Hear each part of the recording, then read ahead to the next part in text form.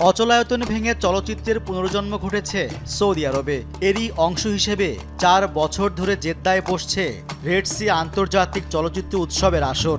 গত 5 ডিসেম্বর থেকে শুরু হওয়া এই আয়োজনটি হলিউড, বলিউড সহ অন্যান্য দেশের তারকাদের উপস্থিতিতে মুখর হয়ে উঠেছে। আছেন বাংলাদেশি অভিনয়শিল্পী মেহজাবিন চৌধুরীও। দীর্ঘ ৩৫ বছর সৌদিতে নিষিদ্ধ ছিল সিনেমা। তবে দেশটির যুবরাজ মোহাম্মদ বিন সালমান সামাজিক ও অর্থনৈতিক সংস্কারের উদ্যোগের অংশ হিসেবে 2018 সালে সেই নিষেধাজ্ঞা তুলে নেন। বিনোদন খাতে লগ্নি করছেন শত শত কোটি টাকা। 1930 সালে তৎকালীন California Arabian standard oil company, বর্তমান আরামকোর পশ্চিমা কর্মীদের মাধ্যমে সিনেমার সঙ্গে পরিচিত হয় সৌদি। আমেরিকা ও ইউরোপীয় চলচ্চিত্র দেখতে আবাসিক এলাকাগুলোতে বড় বড় পর্দা স্থাপন করেন তারা। সেখানে 2 সারিতে কাঠের আসন বিন্যাস করা ছিল। পরবর্তী সময়ে স্থানীয়দের মাঝে তা ছড়িয়ে পড়ে। এরই অংশ হিসেবে ধনী ব্যবসায়ীরা সিনেমা হল নির্মাণ শুরু করেন। এজন্য কোনো আনুষ্ঠানিক লাইসেন্সেরও প্রয়োজন ছিল না।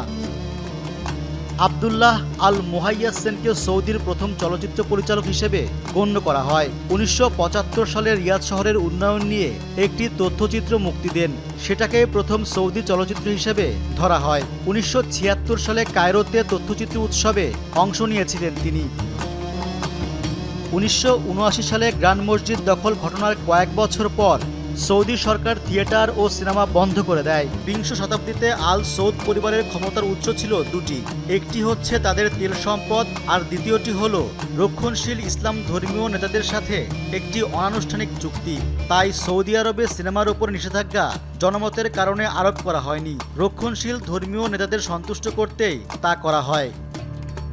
এরপর দেশটির প্রধান প্রধান শহরগুলোতে সিনেমা বন্ধ হয়ে যায়। চলচ্চিত্র বিকাশে সহযোগী দেশগুলোর দূতাবাস একে একে তাদের দরজা বন্ধ করে দেয়। এ সময় সমাজের অনেক ধর্মীয় মানুষের কাছে সিনেমা বানানো বা আঁকার কাজটি নৈতিক অপরাধ হিসেবে গণ্য হয়ে ওঠে। সিনেমা হল বন্ধ হওয়ার পর বাড়িতে ছোট ছোট থিয়েটার স্থাপন করেন সেখানকার মানুষ। সেই সঙ্গে প্রতিবেশী দেশ বাহরাইন ও সংযুক্ত আরব আমিরাতের চলচ্চিত্রগুলো দেখার জন্য সেখানে উড়ে যেতেন। তবে 2006 সালের দিকে সৌদির সাহিত্য ও সাংস্কৃতিক ক্লাব কিছু চলচ্চিত্র প্রদর্শন করে। স্থানীয়ভাবে নির্মিত স্বল্পদৈর্ঘ্য চলচ্চিত্রগুলোর জন্য প্রতিযোগিতার আয়োজন করা হয় 2008 সালে। রোটানা কোম্পানি একটি সৌদি চলচ্চিত্র তৈরি করে, যেখানে অভিনেতা ফায়েজ আল মালিকি প্রধান চরিত্রে অভিনয় করেন। এটি পার্শ্ববর্তী আরব দেশগুলোর কয়েকটি সিনেমায় দেখানো হয়েছিল।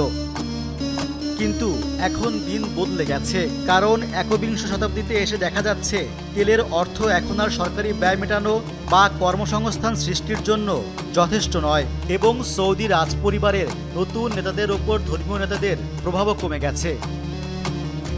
সৌদি আরবের জনসংখ্যা 3,20,00,000-এর ঊর্ধ্বে এবং এর বেশিরভাগই তরুণ, যাদের বয়স 30-এর নিচে।